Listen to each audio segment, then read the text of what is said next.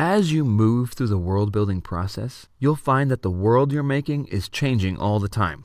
Now, this might sound like a very obvious statement, but I want to talk about the various kinds of changes that take place during the world building process. I've categorized these different kinds of changes using three terms: cosmos expansion, internal cosmos revision, and narrative cosmos revision. Now, these are some technical sounding terms, but the ideas behind them are very simple. Each of these terms describes a different kind of change that your world will go through as you build it. First, let's look at cosmos expansion. This change has to do with your imagined world simply growing in size and complexity. It starts out small, as an idea. Perhaps it's an idea for a story. Not the whole plot, not all the characters, just a small preliminary idea, an inkling of what could be. Maybe you thought to yourself, oh, wouldn't it be great if there was a story about X, and we can all fill in the X. Wouldn't it be great if there was a story about a girl who had to sail to the edge of the world to prove to her people the world isn't round, it's flat. It starts off with something like this, and from this idea, you begin to build a world where that story can take place. Or perhaps for you, it wasn't the idea of a story that came first. Perhaps it was the idea for a world. And you think to yourself, what if there was a world where X? And like I said, we can all fill in the X. What if there was a world where time moved differently in forests and woods than it did in other places? Or maybe you were doodling and came up with the beginnings of a map. However your world began, whether it was to become the setting of your story or it popped into your head on its own, the desire is for that world to expand. You want that world to grow from a basic idea to a place of depth and complexity. You'll start coming up with the map to flesh out what this world looks like. You'll start putting creatures and monsters in your world. And you'll put people in your world, and those people will have history and society and hierarchies and so on. And your world grows and grows this way. It begins to be a world or universe with order and structure. In our world, scientists have a name for this order and structure of the universe. They call it the cosmos. The cosmos is made up of all the pieces that fall into space and time.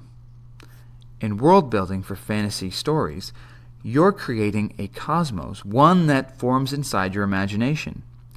As I mentioned before, this starts out with a single idea and then expands. Hence the term cosmos expansion.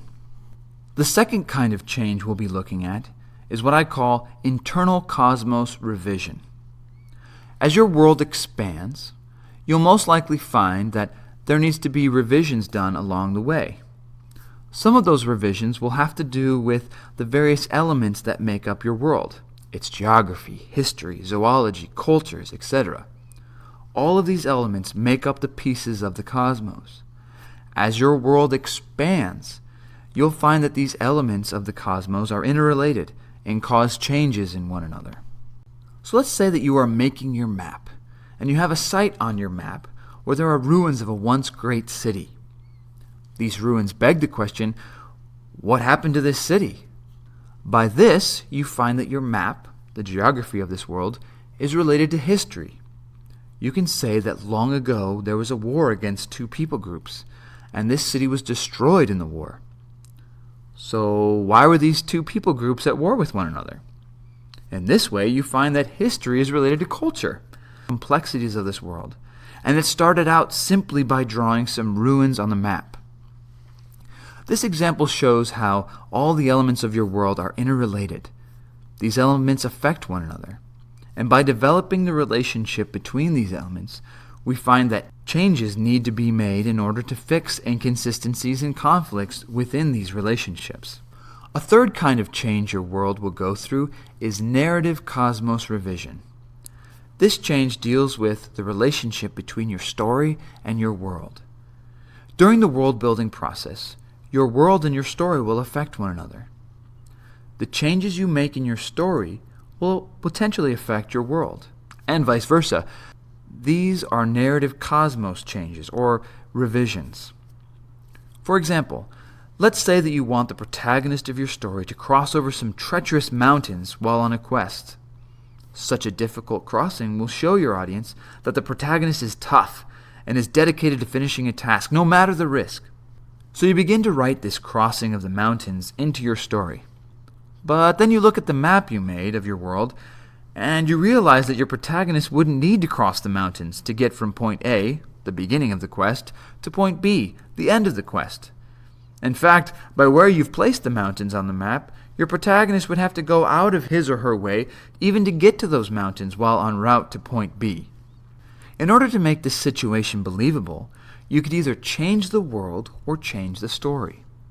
You could move the mountains so that they come between point A and point B, putting them in the protagonist's path. This would be the change in your world. Or you could cut out this part where the protagonist crosses the mountains. This is change in the story. The narrative cosmos changes are inevitable, and this is why I suggest you work on your story while you're working on your world.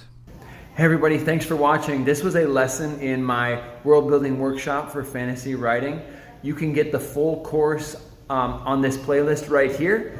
And if you'd like to get the course without any ads or without any interruptions, you can get it on Udemy, which I'll include in a link in the description.